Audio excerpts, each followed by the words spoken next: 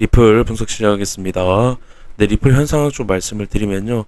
이전에 단기적으로 올라왔던 채널에 대한 이탈이 나오고 기울기가 감소가 됐던 부분이 있었는데요. 그 기울기가 감소가 됐던 추세에 대해서 재돌파가 나오면서 채널 하단부까지 다음 추세까지 다시 상승이 나온 상태입니다.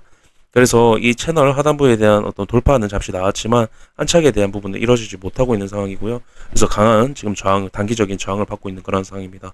그래서 지금 현 관점, 제 관점 좀 말씀을 드리면 지금 안착하지 못하고 있는 상황이 나오고 있기 때문에 다시 돌파가 나왔던 추세에 대한 리테스트를 지지 여부를 확인하러 갈 것으로 저는 보고 있고요. 네, 그래서 현재 제가 좀 추가적으로 좀 말씀을 드리면요. 이 채널에 대한 하단부에 대한 부분의 추세에 터치가 한 번 더 나온 상태인데요. 만약 이 이탈에 대한 부분이 결국에 하락 힙소로 마무리가 돼서 다시 이 채널에 대한 회복을 하는 부분이라고 한다면 지금 바로 이렇게 상승을 만들어냈을 때 저는 돌파가 나와줘야 된다고 생각합니다. 제가 아까 말씀을 드렸듯이 재간접 리테스트에 대한 부분, 리테스트에 대한 부분이 나왔다라는 건 결국에는 이 부분에 대한 실패로 다시 내려오는 그림인 건데요.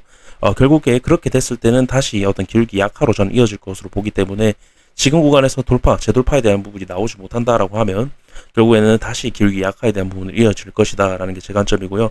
결국에 이 채널에 대한 어떤 하락 힙수에 대한 부분이 아니라 정석대로 흘러가는 부분 중에 하나의 가정이라고 좀 말씀을 드리고 싶습니다. 그래서 일단 4시간 봉이 밑에서 채널 하단부에서 밑에서 마감을 하는 형태가 나왔기 때문에 돌파에 대한 부분보다는 리테스트에 대한 부분의 확률이 올라갔다.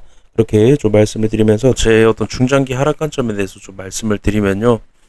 일단 제가 해당 어떤 급등이 나왔을 때 이 구간에 있는 갭을 메꿨기 때문에 강하게 메꿨기 때문에 결국에는 더 큰 하락을 하기 위한 힘모기 과정 물량 털기의 움직임이다라고 좀 말씀을 드렸습니다. 해당 거에서 매번 좀 강조를 드렸던 부분인데요. 결국에는 어떤 이 급등을 만들어냈던 시가 그리고 채널 하단부를 깨는 그림이 나올 거다. 그렇게 좀 말씀을 드렸던 부분이 있는데요. 그래서 제가 이미 이거는 제가 300원대까지 가는 하락 시그널이라고 저는 이미 생각을 계속 가지고 있고, 그리고 지금 이 채널 상단 부분까지 반등이 나온 부분은 결국에 제가 단기적인 부분에서도 말씀을 드렸던 하락 패턴, 그리고 채널 하단부 터치 이후에 해당 구간 갭을 메꾸는 과정은 결국에 채널을 깨는 움직임을 나오려고 하는 만들려고 하는 그림이다. 그렇게 좀 말씀을 드렸는데요. 일단 이 부분은 이탈 이후에 굉장히 어떤 채널의 기울기가 가파르기 때문에 추가적으로 되돌림에 대한 부분이 한 번 더 나온 상태고요. 지금 일본 같은 경우에는 굉장히 채널이 완만합니다. 기울기가 완만하기 때문에 저는 채널 하단부에 대한 이탈 이후에 추가적으로 채널 크기만큼 빠질 것으로 지금 보고 있는 상황이고요.